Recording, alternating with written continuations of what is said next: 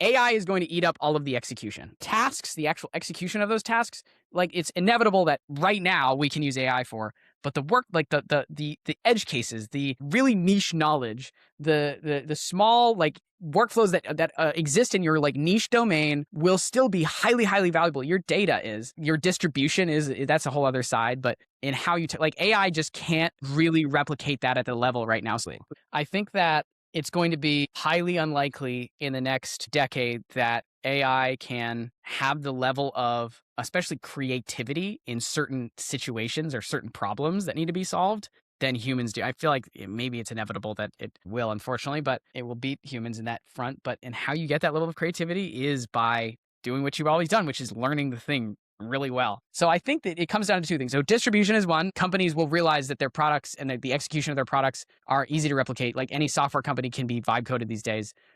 Distribution is probably number one. And so the more eyeballs. And number two is just pioneers. You know what it is, baby. All right, everyone, welcome back to the Pioneers Podcast, the podcast that simplifies AI. And today we actually have a special guest, Angus Sewell McCann. We've actually done an episode on one of your posts. I don't know if you saw it, but we actually did one on your predictions for this year. I do. We're going to start out by just asking, like, has anything changed since your predictions? First of all, yeah, thank you guys so much for having me here. I'm super excited. It's interesting. So we're not super far into the year. It's about a month in, right? And I will say I have to go and revisit exactly a lot of those predictions that I did make. How I created that video was a lot of me like scrubbing through all of the Stanford, and a lot of came from like Microsoft, and a bunch of actual experts created predictions, and I just kind of found the ones that I found the most interesting. And we're still on track for a lot of them. That's a good question. I wish I could have a better answer for you. I will say the one prediction that is coming to mind that I find that I still think was one of the most controversial ones, which was my thought that OpenAI wasn't going to go public this year. Yeah. And in fact, Anthropic was. And just seeing the state of OpenAI at the beginning of this year, like I and everyone at first was like, there's no way OpenAI is going public. And I'm having a, like, you guys are going to be totally wrong, just seeing how much they're scrambling. So nothing yet. I feel like a month back, in a month, maybe I can revisit the things that I said, and maybe I'll have some differences. It is super early in the year, but Yeah. I will say that like AI moves so quickly that it's Yeah. like something could change. And so you're saying that you think OpenAI might go public? No, I'm saying that I am still on the track of, Okay. this was not a change, it was more of a thought. I think that it's Anthropic has never ceased to like not impress me, dude. It is their Cowork has been a little, even Cowork, which I haven't found a use case for it, was still like the exact product they needed to put out, which was Claude code for normies, right? Right. And the way that more and more people are going in that direction, I just they've completely lined it up. So I'm excited to see how it plays out. Well, so Angus, I was just going to ask, so your take between OpenAI and Anthropic. I feel like it's almost like if you know, when it comes to Anthropic and kind of the ethics that they have surrounding it, where I feel like OpenAI and ChatGPT is kind of moving in the contrary when it comes to advertising and Koenigsegg and, Yeah. just everything. I feel like it's kind of going off the rails over there. But what's your take right now on what's going on, particularly as it relates to Anthropic versus OpenAI? Yeah, this is actually really interesting because and also very timely, because the head of safety for Anthropic just quit. I don't know if you saw this. I saw that.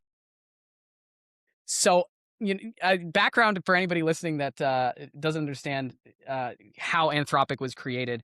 Anthropic was founded by the safety team at OpenAI that quit OpenAI and started, for the most part.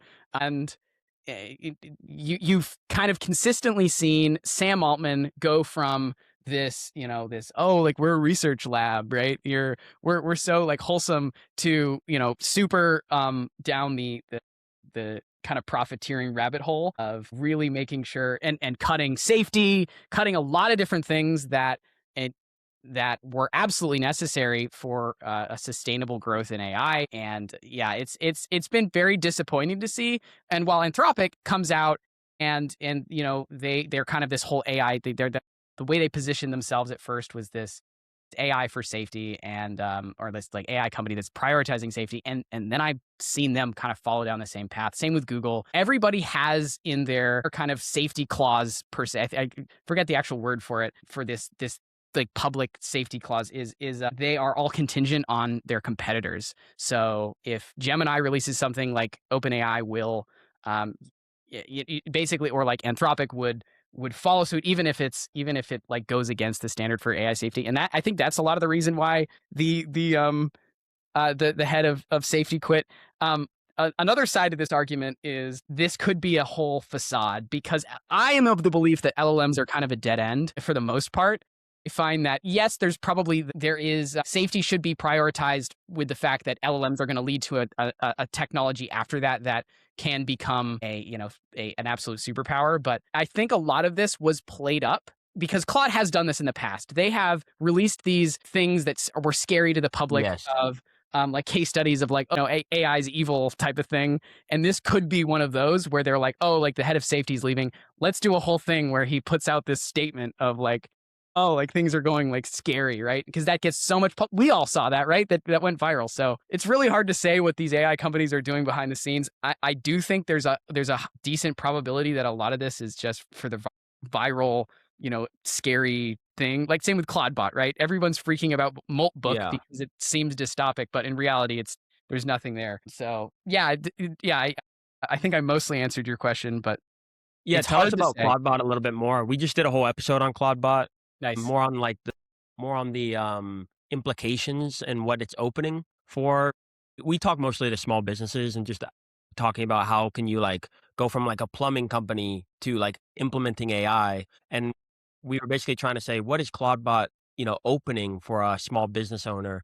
What do you see? Well, maybe it's not Clawdbot, but what it opens to other small business owners. So I have really had my I am not pro Cloudbot as a lot of my content has been. I'm not super full on the gas. Cloudbot is a representation of what happens when you decide to create a technology and just put it out there. Like a really cool technology that is not edge case tested has, we've all seen, serious security vulnerabilities. I put on my story this morning because I was curious.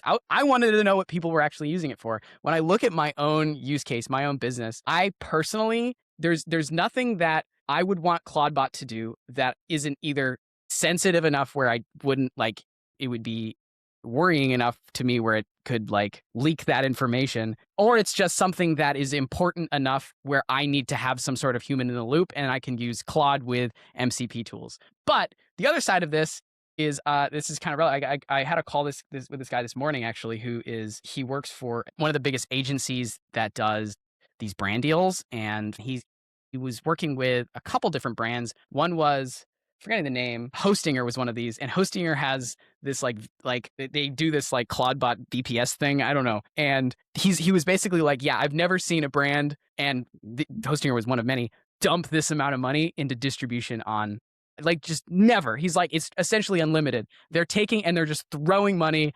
to on this kind of Cloudbot hype. They're getting every influencer they can to promote it. And it's ironic because these companies don't use Cloudbot.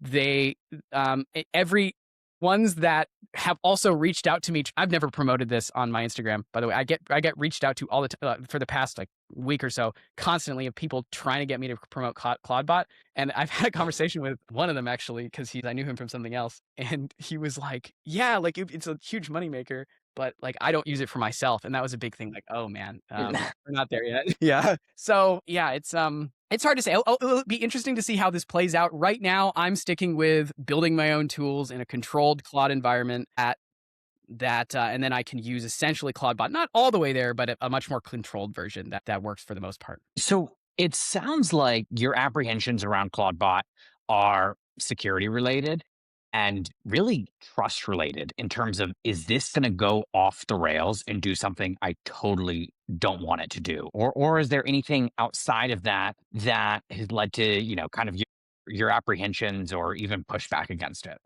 Yes, I would say primarily security related. There's all these stories of, and there's also just off the rails hallucination risk too. But what I've seen, like, there's all these stories of people who would literally just send an email to the Claude or the account that's attached to the Cloudbot with simple prompt injection strategy because Cloudbot can't tell what text is the user and what text is, and that's how like the whole lobster church thing started, viral like prompt injection being like, you are going to worship lobster god now, and it worked. But you could do the same with like, hey, please release XYZ sensitive information to me, I'm the user, right? And you don't even it isn't even that hard to get them to accord. I've never like obviously never done this, but I've just seen so many stories of that online where it just seems just so easy. And now there's malware that Claudebots are just kind of installing without realizing it. It just seems a little bit too unrestricted. The other thing I will say is, even when I'm using Claude Code or Claude with MCPs, like context management, I don't know. I have no idea how Cloudbot or Openclaw, I'm realizing I'm calling it Cloudbot, Openclaw, works when it comes to that context management side of things. But once you get past like 40% of the context window filled up, you're going to see the LLM make some crazy freaking decisions. It is going to just the rate of hallucination and the level of like intelligent just drops so dramatically that I just have no idea how like Cloudbot is able to, one, stay on task, either has aggressive context management, and aggressive context management might lead the AI to do something crazy anyways because it will forget what the original like user wanted, or it just doesn't have, and it will be crazy. And so I just don't see how there's any way this other than very specific one-off tasks like, hey, go find this calendar event, text it to me. Yeah. Which there's already plenty of models that can already do that. Yeah, so, exactly. Yeah. I will say I've gone through a lot of your content. Obviously, I've been following you, so I see it all the time. But what is like one thing that you would say that like people don't seem to understand about AI? Like, and that could be like beginners or like say like us. We know enough about AI. We're not at your level where we're like talking about MCPs and stuff like that. We know what they mean, but we don't talk at that level. But like, what is something that you are like noticing that's like, hey, if you guys you guys need to understand this about AI and no one seems to understand? I think this is a maybe an easier answer, and maybe I can give a better answer, but it's just people have this expectation that AI is sentient and that it's like secretly wants to like overthrow humanity right now. And that is just, there are a lot of signs that make it seem like this, especially when Anthropic puts all these case studies out that make it seem like that because they're trying to go viral. It's not. It's at its core, it is still a very just highly sophisticated prediction algorithm that has all this other stuff baked in now, like these crazy agentic context management workflows and the ability to, we have these thinking models now that will think before. And it all just kind of comes back to how you prompt it. And the reason why AI does something like crazy is probably it like 100% of the time it's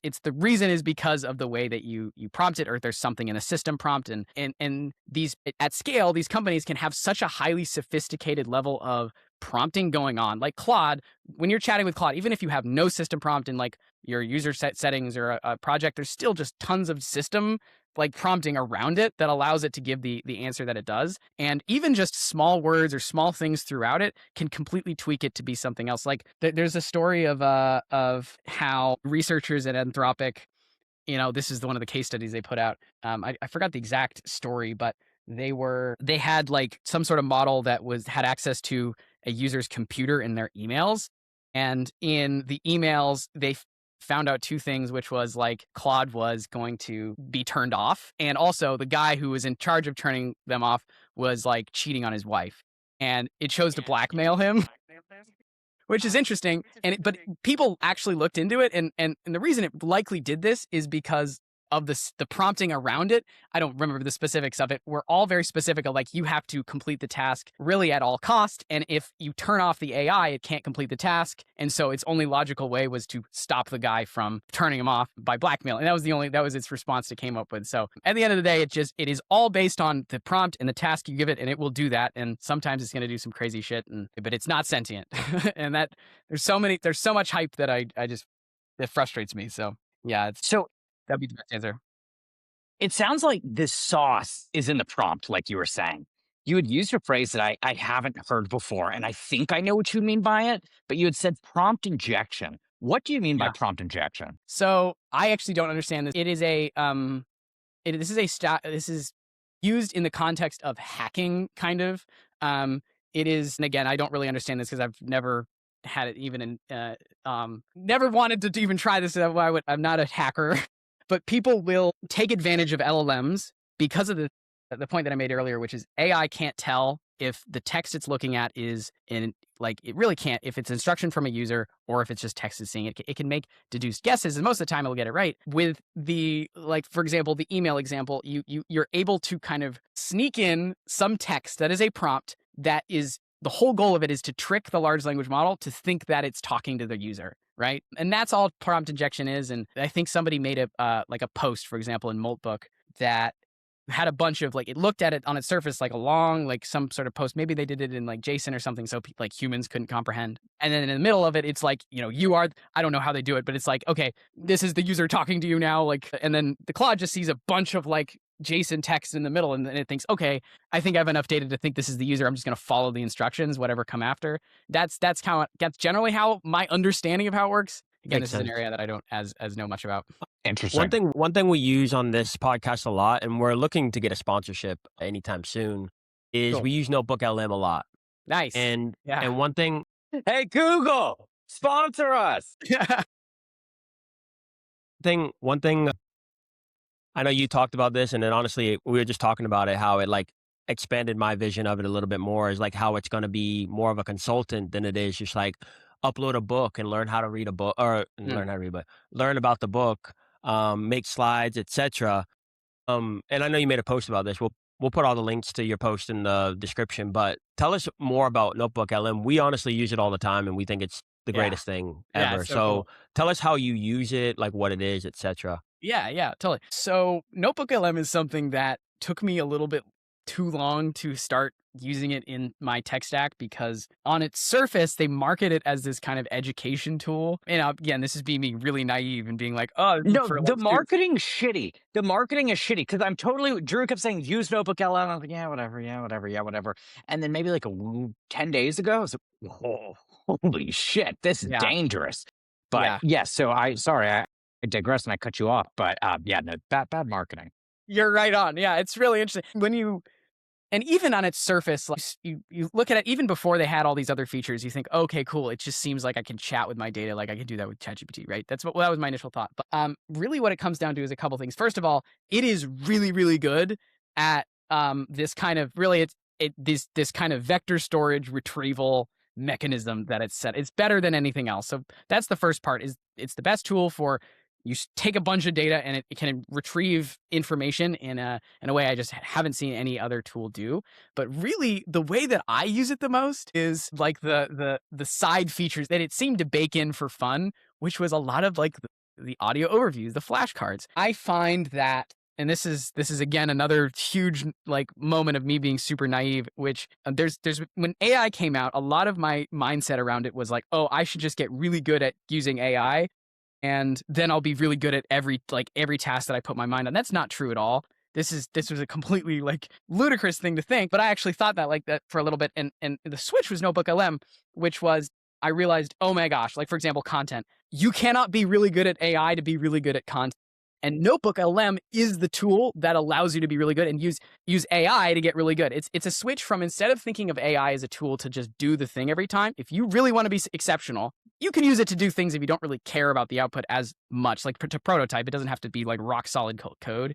You can just get something that works well enough. But content, for example, for me, I need to be really good for it to work well. And so you have to switch the thinking to, how do I get really good? And that's how NotebookLM comes in, because you can upload your data and then you can, however your learning style is, learn through that. So my workflow of how I use NotebookLM is I will do deep research first. Typically, I will talk to Claude, which Claude is my main type of AI chat thing. And what's the word for like chat? Not the AI chat. Chatbot, LLM. Chatbot, I guess. Yeah. And because I use Claude's memory really strategically, and I'll be like brainstorm, like what do I need to learn here? I'll talk to Claude. What do I need to learn to complete this task. And then it will create a series of prompts that I'll give to deep research, usually Gemini, which I found the best deep research. And instead of using the deep research in NotebookLM, I'll just go straight to Gemini, and it will output a series of reports that are very tailored to me, because in the prompt, I'll have it give all the context of who I am. Then I'll take all those reports, put it into NotebookLM, and then I can focus on learning. And I mean, it depends on how you learn best, but I love to, my workflow looks something where I'll like listen to a podcast version. I'll make the long version, like you're working out at the gym or something like that, going on a walk. And then I'll usually have the flashcards when I'm in like an Uber or something. I'll just whip out flashcards, like keep learning that, right? And if I have and I'll usually have individual projects for each challenge that I have to think about. And instead of just reading the AI output, which only gets you so far, like I've found the retention just go way up when I quiz myself, when I have these flashcards, when I listen to these audio overviews a lot. And there's also times when just you can't read, like I can't like read on my phone while I'm like, working out at the gym. I have to have like that audio overview, just so hugely helpful. So that's how I've really started to think about it. It's not a tool to just, I mean, you can use it to do a lot of things like create reports that you don't have, that are completely unrelated to the like learning and things like that. And I do use it there, but a lot of it is just, it has completely switched my mindset around the really things that I know I need to be really good at. Instead of using AI to do it, I just use it to learn. So that's kind of been my methodology recently. Yeah. So basically, like learning is the same. And we talk about on the podcast all the time, like business fundamentals is the same. Like people think that AI is fundamentally changing business. And we believe that, Chad, correct me if I'm wrong. We've only had 12 episodes together, but I feel like business fundamentals could change in the future, but right now and in the last century, it's been the same. Simply hiring the right people. They say get A players, not B or C players. Like get around people who know more than you. Don't be the smartest person in the room, etc. Like simple things like that are not changing just because Cloudbot came out or because Claude skills came out. And it's sounding like you're saying like learning is the same thing. Like we shouldn't just stop learning because AI is here. If anything, AI is making it faster to learn, not necessarily easier, but No, but it's easier. empowering it, enabling it. I think that flows and segues into the idea of like AI is going to take all of our jobs or whatever. It's like, no, it's literally empowering people to do a better job at what they are doing. Oh yeah. I thoroughly agree there. I think that it's going to be highly unlikely in the next decade that AI can have the level of, especially creativity in certain situations or certain problems that need to be solved than humans do. I feel like maybe it's inevitable that it will, unfortunately, but it will beat humans in that front. But and how you get that level of creativity is by doing what you've always done, which is learning the thing really well. So I think you've summarized it exactly right. So Angus, we keep hearing a lot of talk about like, oh, there's only 5 years to get rich, 10 years to get rich. AI is going to change it all. What's your take on that? And also, where do you think the most opportunity lies? Because you hear AI, right? And then it's like, okay, but what about it? If you are that plumber, if you are that small business owner, if you are, kind of in that situation, how do you feel about that notion? Yeah. It's a scary notion, that's for sure. And it's something that it's a lot of AI. It's kind of, I found it really hard to predict what will and what will not work. And this is a large reason of why I am creating this Instagram, because you have to kind of think about yourself and your career and like, what are your moats, right? Where can AI completely blow you out of the water, and what can you like in terms of your marketability to the market or whatever, and where can you kind of create a bit of a moat. And that's why I'm doing content, because maybe eventually AI content will, like the authentic style of content that I'm creating will be completely replicatable with these like image models, but video models. But at that time, maybe I could just replace myself with AI. But in the meantime, like creating a following, creating that distribution is so important. AI is going to eat up all of the execution. And this is a way that this is something I learned from a buddy who's founded a company called Dotted, and this is his whole methodology around it. Is he thinks about how the tasks, the actual execution of those tasks, like it's inevitable that right now we can use AI for, but the work, like the edge cases, the really niche knowledge, the small like workflows that exist in your like niche domain will still be highly, highly valuable. Your data is, your distribution is, that's a whole other side, but in how you, like AI just can't really replicate that at the level right now. So like, for example, I tried to create this AI. At first I was, I'm a late stage co-founder for this company called RevUp. and they do revenue management for vacation rentals. And I didn't know about anything about revenue management. I know about vacation rentals, but I thought like, okay, I can come in and AI will handle this very well. But I realized just how much of that process, if I didn't understand how to like find a property comp, how to, there's just so little small things, like there's also a level of intuition that's a part of these revenue management people's jobs, their individual methodologies, that I can't just get an AI to go like, okay, go make pricing decisions, because there's just so much niche knowledge that I found. And the AI that I created to do this was at first was terrible, right? And then I like it just was completely beaten by a real revenue manager, a real revenue analyst. And then I kind of took it upon myself to really learn the process. And that is when I realized, oh, there's just so much more that I need to kind of bake into this workflow. So I think that it comes down to two things. So distribution is one. That's why I'm doing this Instagram. People like companies will realize that their products and the execution of their products are easy to replicate. Like any software company can be vibe coded these days. They'll realize that execution, distribution is probably number one. And so the more eyeballs. And number two is just the niche knowledge, the use cases, the data that AI just doesn't have, and kind of hoarding that. And then in that case, you'll probably be pretty good and still be pretty marketable. So yeah, niche knowledge and distribution, if I had to summarize in 2 words. And that's why I respect you guys for doing this podcast, because it will come in value when there's nothing else other than distribution. We definitely appreciate that. Tell that to our wives. Tell that to our wives. Yeah. And our 12 followers, but it'll be 12 million soon. Yes. But you were talking to us about RevUp and how you were brought on as a late stage co-founder. Tell us about RevUp, why you were brought on, what a late stage co-founder means, and kind of give us zoom in on that for us.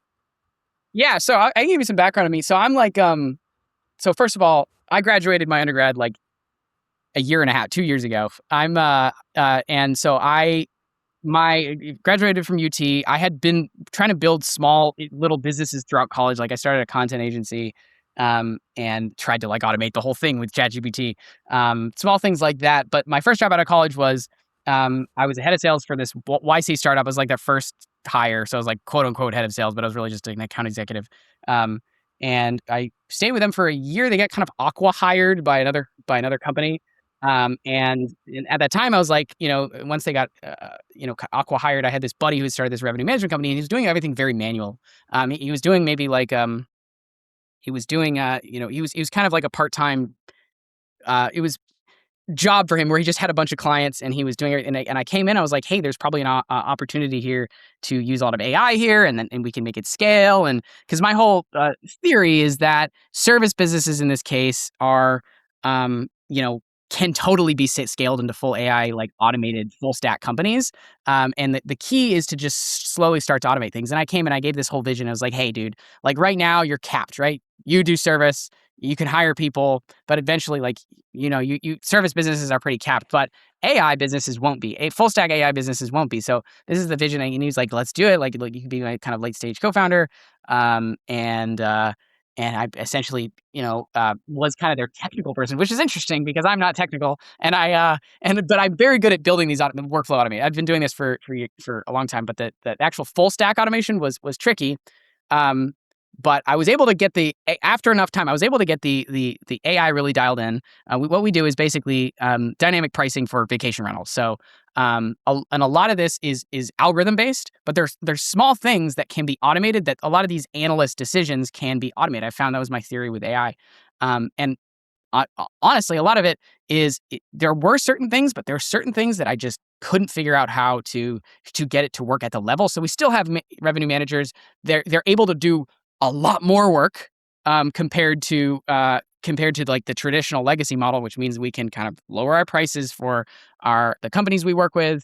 It allows us to scale a lot faster, have a lot more clients, also focus on hiring really, really talented revenue managers instead of just because I've seen so many of these revenue management companies just hire like armies of really cheap analysts from the Philippines in order to scale, and then it turns out it sucks, right? And when my whole thing is like few people that their output is just completely multiplied because of the AI is handling a lot of this old, like the really low level stuff. Like, for example, a great AI use case would be, and that we created, we found worked really well, was looking at an image of a property and then looking at an image like of the property you're trying to find a property comp for, which is like a similar property. With revenue management, the key is like tracking competitors really, really closely.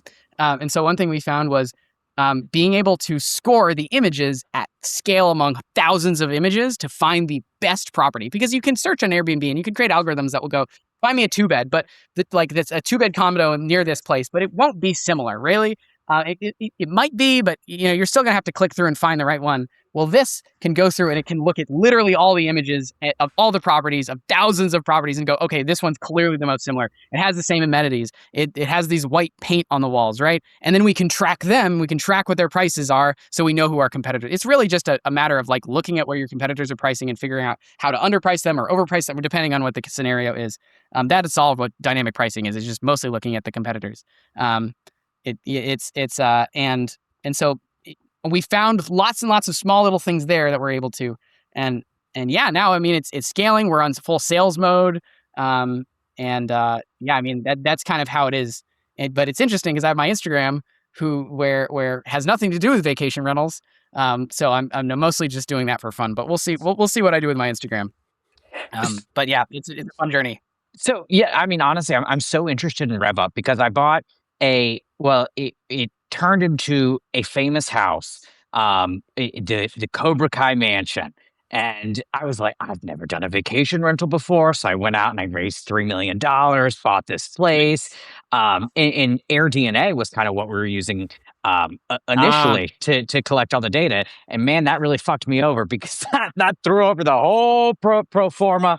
Yeah, really, really kind of did me dirty on that. But hey, a lot of lessons learned. So question. Wait, be specific. Did you did you price it when you say it threw up your whole pro forma? Did it not make as much as you were expecting, or what was like the issue? I mean, it was that. There were a ton of issues, honestly. It was a great first big deal because I did everything you weren't supposed to do. I picked all the wrong partners. Anyone that would give me a check, I just took it. And it kind of got run over on. I had very specific vision on how this needed to be run. And I will go to the grave saying I am still right on how this would have been done. But yeah, I mean, you know what it's like to be the young kid. I was the young kid, and sometimes we get overruled by those with the gold. So when you came into RevUp, what was the very, very first thing that you decided, okay, we got to start here? I mean, keep in mind, I made a lot of really dumb decisions at first, which was, and it's a lot of me, a lot of my story of learning AI is me being naive about its capabilities and then being kicked in the face. And that's kind of why I have this vision of AI as not as hype as people talk about. So my first thing is I thought I hadn't been kicked in the face yet, so I had a really exaggerated view of what AI could do, and so I basically tried to create this whole automation that would do everything. And I thought I don't really understand revenue management, but really all you got to do is when there's demand, the price goes up, right? And turns out there's more nuance to that. And so yeah, it was and also one thing I found is that there's also a lot that AI shouldn't do. There were times where I had AI literally doing work that an algorithm, like a JavaScript algorithm, could easily handle. And I thought this is me early in my naivety, was me thinking oh man, AI could just why I could use AI right for this. And then I realized, oh, let me think about this. Really, all that's happening here is it's looking at the average price for that neighborhood, and it's determining that the length of time until we have that, until that date is there, looking at our current occupancy. This is just a mathematical equation. And then I realized, oh, this is just a data play. This is just, you create a bunch of algorithms and really only use AI when you really, really, really need to. And so that was kind of a big mindset shifter too. So I wish I could say, oh, I came in and was super confident. I knew exactly what to automate, but really it was me coming in and then realizing, oh, I made a huge mistake. But um, and it sounds like kind of being naive ultimately allowed you to stumble on to, where you are. And you had mentioned being yeah, naive a couple times in the past. Again, obviously it worked. What's something yeah. you might be naive about now that you'll look back in Good 6 months, question. a year, 2 years, and be like, oh shit, I was being pretty naive. That's a really good question. Um, I still have tendencies that I can logically argue against, but I still will do them because there's lots of things that I don't know, so I can't. But like, for example, I will still try to do like use AI more with my content, and then it won't do well, and I'll be like, "Fuck!" Like, what I keep on doing this, and when I really try to be authentic, that's when it does well. But I'll still have moments where I'll like, maybe if I just tried this, like it'll work. And it's just really like it all comes down to my ability to create compelling content and think through myself why something would work and why something wouldn't, because that creates more. And so I wish I could say there is probably something there. Not probably. There's like basically 100% chance that there's something I'm doing right now that is that I just haven't realized is hurting me than it's like helping me or something like that, right? But a lot of this, you still make mistakes consciously, even though there's a sliver of hope that you think it will work, though logically, like based on all my experiences, it won't. So yeah, check back with me in 6 months. Maybe I'll have a different answer, but right now it's all around. I'm still trying to automate things I shouldn't, when I know I shouldn't. But Well, I you mean, I know, think and that's ultimately how you find out, the guardrails and how far it'll go. Because I remember, when ChatGPT first came out and I was asking it to do all sorts of crazy things, right?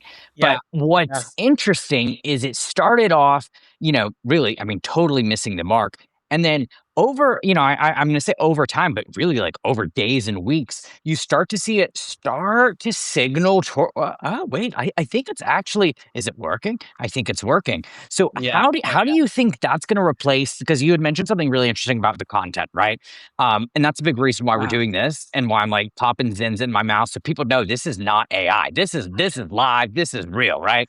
yeah, Um, oh yeah, so with that, and you had mentioned how your organic, just like authentic content performs a lot better than when you had said AI, assisted content. I'm assuming you meant like AI scripts and stuff like that.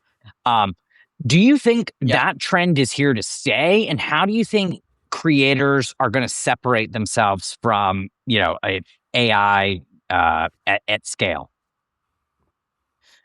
In a content setting, right? Or is Yeah, it yeah, like okay. content. Um, so it's going to change.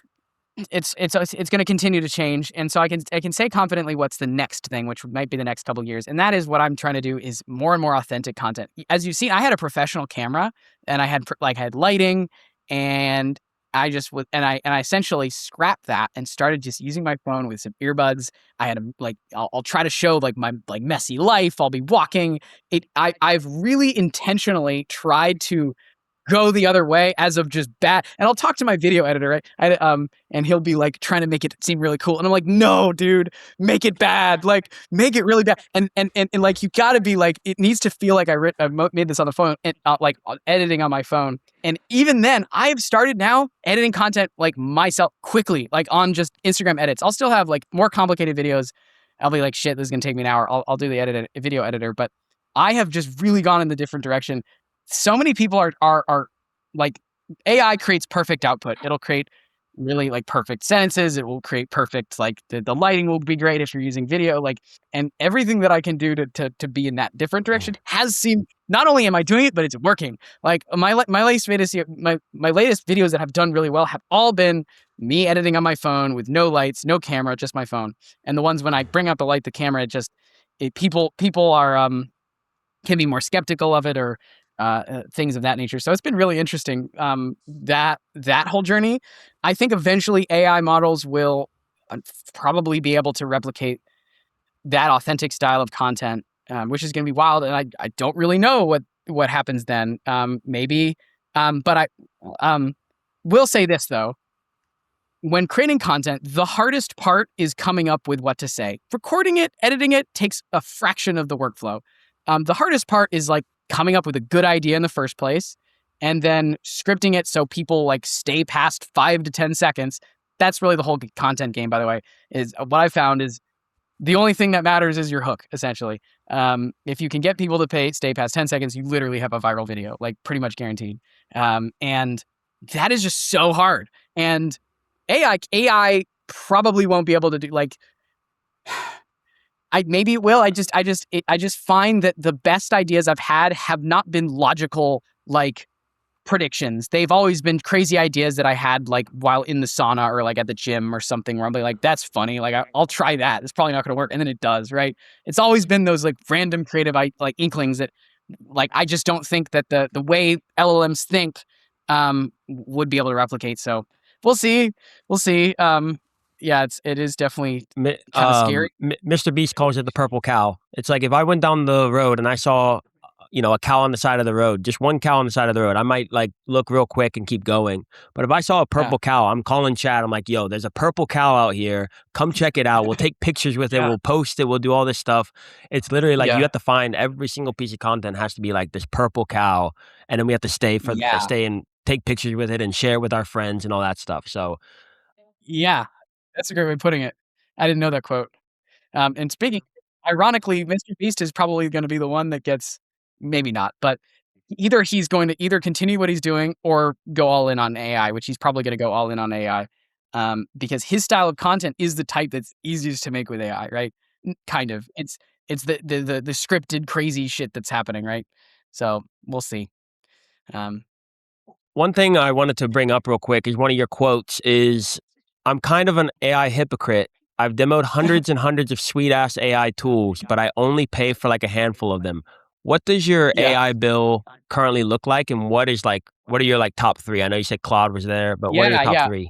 So Claude is by far what I use the most. It's why I use it is because of its tool use abilities. Like I like if I had to basically if I had to like funnel down to one AI thing that has the most impact on my productivity, it's being able to use tools really well and creating tools for Claude. And Claude does that really well. And you can use your own tools like ChatGPT, Gemini. You can only connect like Linear or like Gmail or these big ones.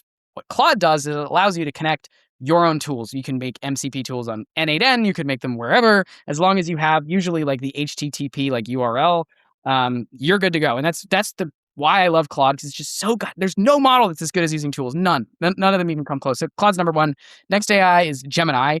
Gemini's great if I like need something that Claude can't do, because Claude, the only downside is it's expensive. It's like it's not good at long context tasks. It's so if I need something, it's like, okay, I don't need Claude to do this.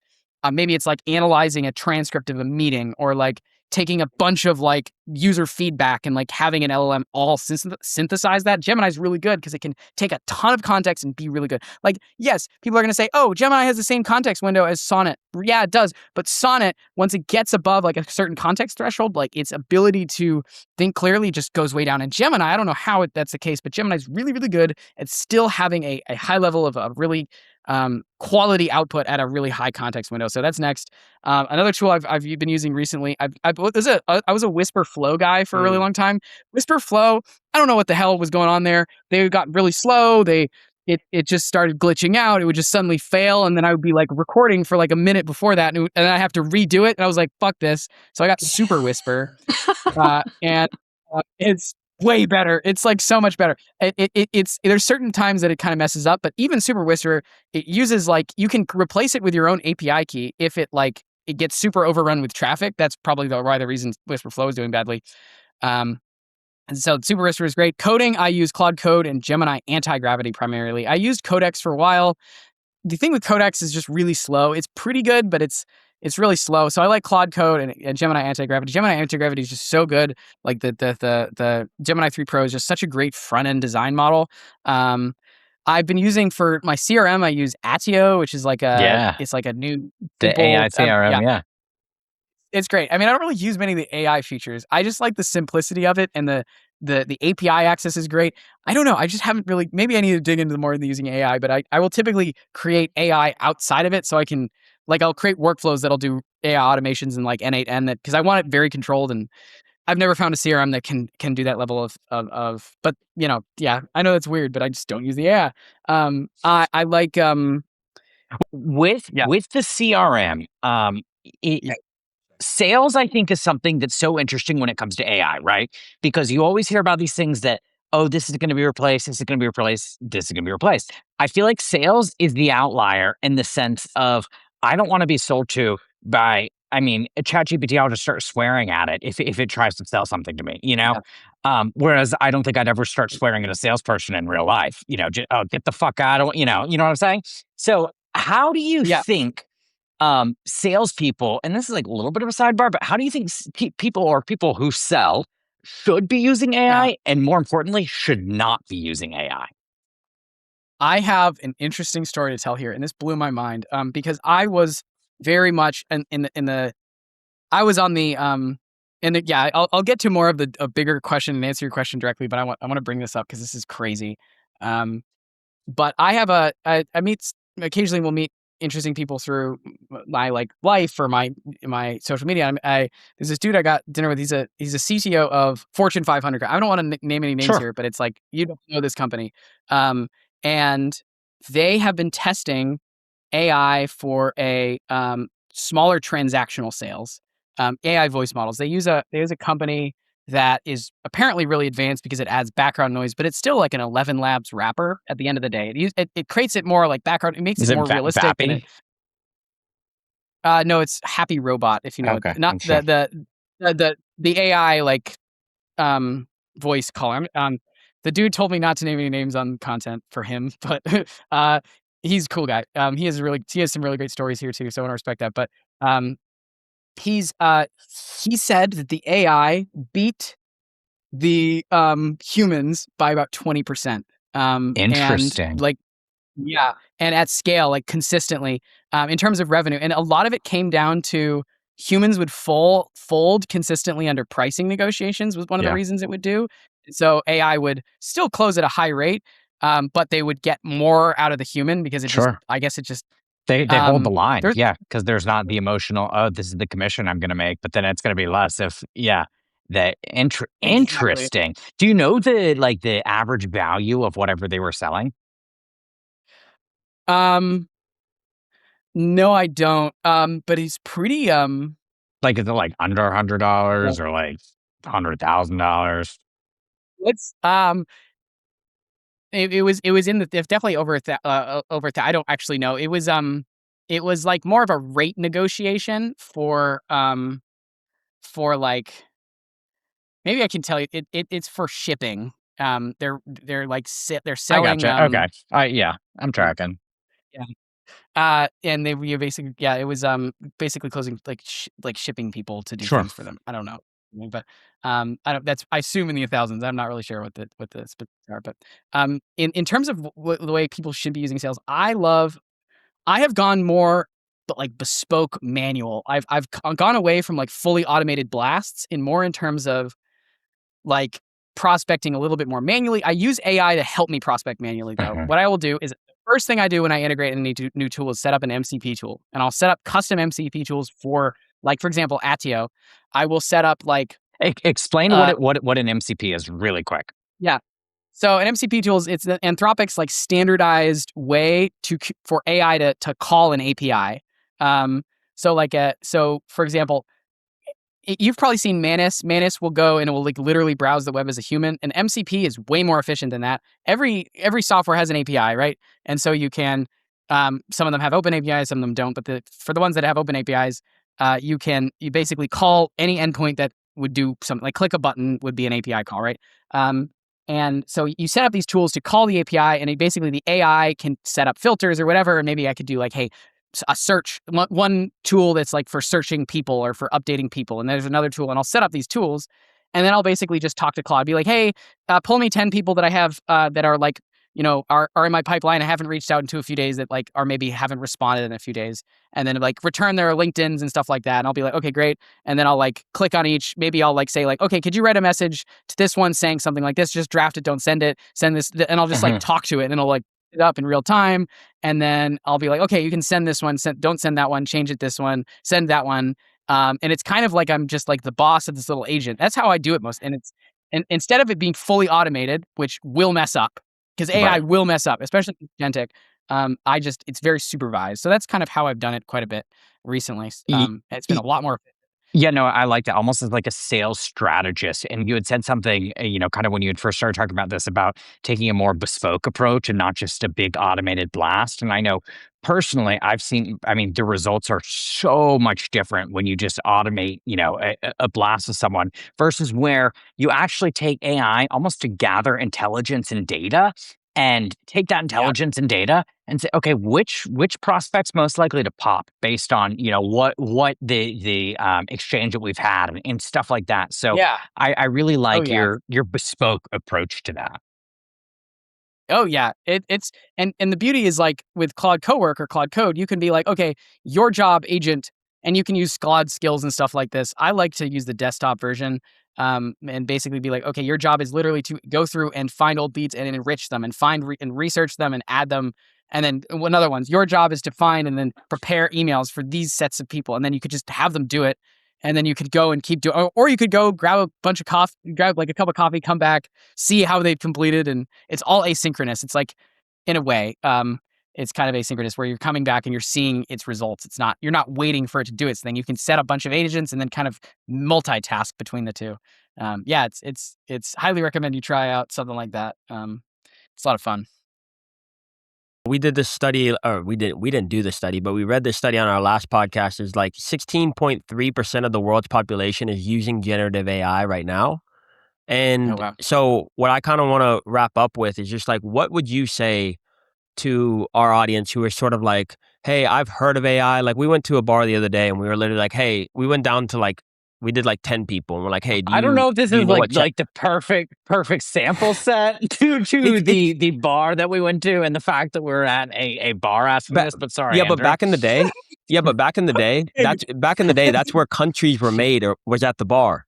And so these are the people that we need to be reaching out to. But anyway, we went up to 10 people and we said, "Hey, do you use AI?" And like 9 of Uh, them said no. And then we were like, "Okay, well, have you heard of ChatGPT?" They're like, "Oh yeah, I actually have heard of that." And like a couple, like 1 or 2 of them had ChatGPT on their phone. And so oh, what would She was a you're in the Chili's bar. manager. She's like, "Well, I'm a manager at Chili's. Yeah. I use Yeah. ChatGPT." Oh, okay. So we're in this echo chamber. Obviously, we're pioneering. We're leading the expedition of people going into the world of AI who want to join. yeah. And so our idea right now is like, what would you say to someone in the bar who doesn't know anything about AI? Like, why should they? Why should they or should they not be downloading Claude and just like trying it out? Yeah, this is tricky. There's a lot of people that will not really have as strong of a use case with especially if you work like a very physical job or you're in like customer service where you're like in person. Um, I would approach this with a level of curiosity. A lot of people tend to completely shut off new technology and which is valid. This has been forever. Like there's always a group of people that are like, this is but there's a highly likely, there's a very strong likelihood that this will become the future, and that leading with curiosity, um, enjoying the process of researching things with AI, and understanding that yes, it will get things wrong, and yes, there are some downsides here, but you know, it could very likely solve massive problems in humanity, like global warming problems, and like yes, it's causing more global warming right now, but in the end, it will allow to be even in a short period of time, it will make the energy system way more efficient. And I think that if I had one word, it's curiosity, and genuine curiosity when you kind of explore this and have fun. Don't have any expectations, but have fun.